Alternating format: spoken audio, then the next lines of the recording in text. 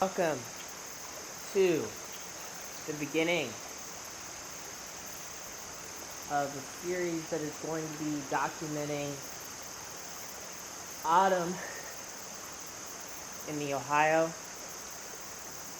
the original eastern forest landscape.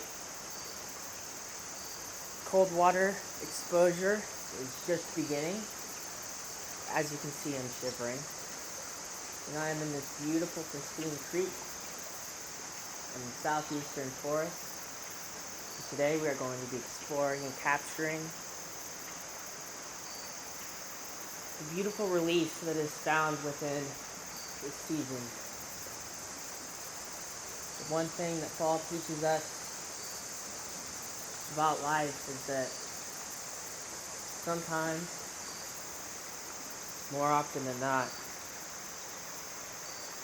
to relief can be a beautiful journey. To flow with the seasons of time and change can lead you to something greater. For all the trees know this. For all the land knows this. And all the land knows that in time, in place, one thing that is lost will be regained into another form. And it will be beautiful.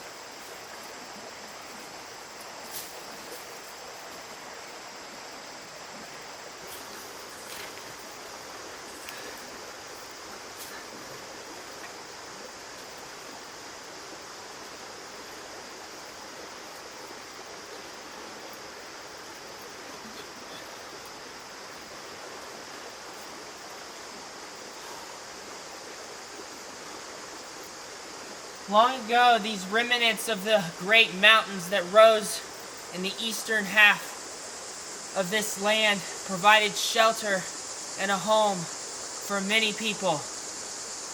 Today, these provide homes for the coyote, the fox, temporary homes for snakes as they brumate through the harsh winters in this region. Just as the great hemlock falls to the river, this will one day be nothing but sands and silts that drift along the flow of the water in the spring rains.